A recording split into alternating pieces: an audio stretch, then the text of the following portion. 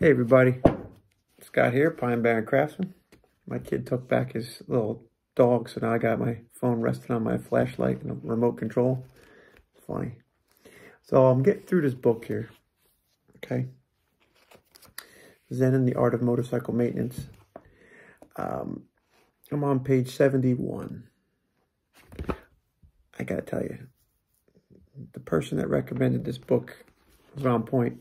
Now, I understand it's a very popular book, and it touches on a lot of subjects that I guess people struggle with. And I come to think in my mind, we're lucky to have these abilities to be able to think, right? You know, we live in a country where there's a lot of opportunity, even still.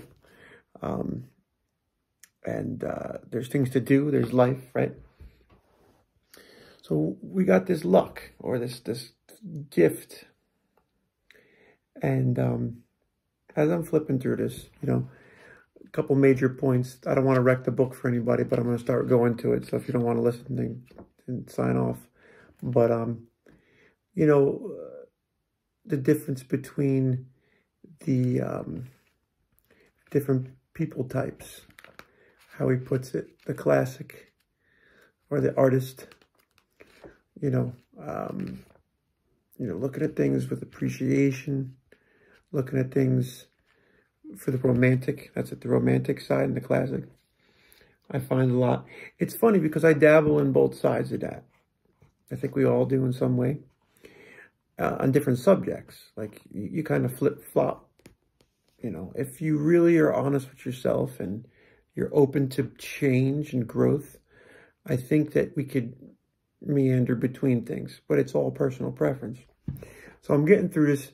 And they're talking here about the sand, piles of sand, and how you can classify and get deeper and looking at the different particles and separate them into piles.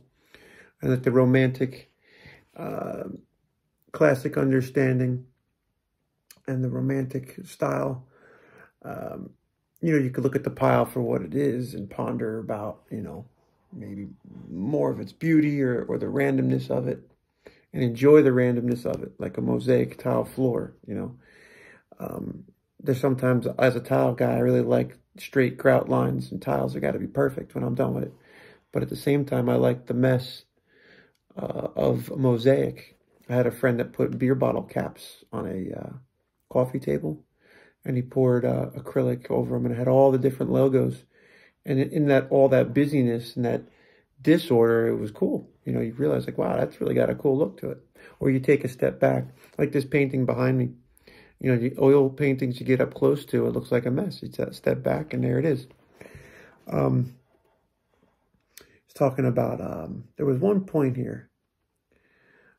When an analytical thought, the knife, is applied to experience, something is always killed in the process. My reading is harsh, so it takes me a minute to get through it. But the point is very deep.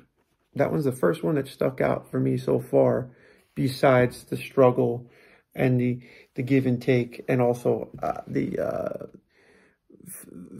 Phaedrus, Phaedrus. I don't know if I'm saying that right, but I looked that up about the old book.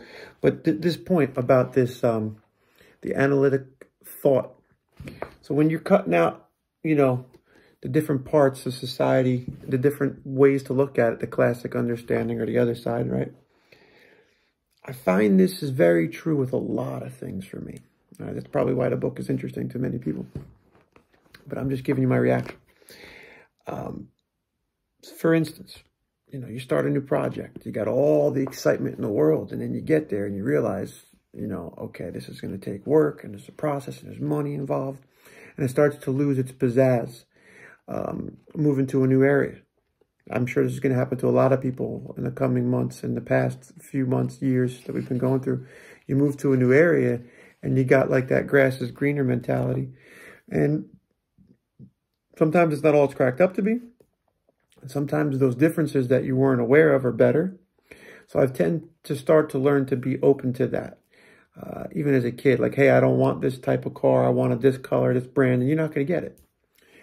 And if you're open to the differences, the way he looked at the Mississippi River, he used as a Mark Twain, his experience on the Mississippi River, he discovered certain things and it also lost its beauty in some ways. So it killed that thought of it because you're getting deeper, like this lake up here that we live on.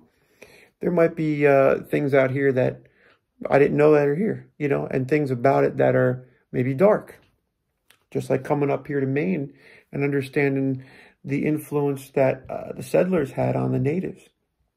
That really shook me hard. And I think that's one of the reasons why the book might have been recommended to me. Maybe as a book in general, I could apply this to 1,000 things, apparently. So far, so good. I really like it. I recommend it so far. I'm going to continue to go on and give you some updates. So, like, I'm on page 71. And that's, like, just a little bit before part 2 starts. I like the guy riding with the more book, you know, into the mechanics. I like that a lot. I understand it, and it's really great the way that they deliver it in a way that I can understand it, and then they get to the more deeper stuff, and then they go back and forth between the circumstances. You know, the way he analyzed his friends, like, why can't you just, you know, look at it from this point of view? It would save you so much money and time and stress as far as motorcycle maintenance is concerned, and giving an understanding of, you know, how to fix the bike yourself just a little bit just to get there. But to what end? And that's also changing a person's makeup, you know, and to me, live and let live, right? If that's what we're supposed to do, we just have to leave that room for that wider view of things, right? We could say, okay, live and let live, but you can only live that much. Different from what I think you should do. Like, that's where parents can criticize their children. Yeah, be yourself, but just in this little column. If you get outside on the fringe, well, then you're all lost. Or that's from the other side of the family. Thanks for watching. Hopefully this was kind of a cool little update. Check the book out so far. Don't read ahead of me. You probably could beat me. I'm going to try to get harder into this. My son's reading Narnia right now. So he's in his room reading, I'm up here reading, and, you know, trying to get inspired. Like, share, subscribe, notify. Turn on all notifications. Thanks.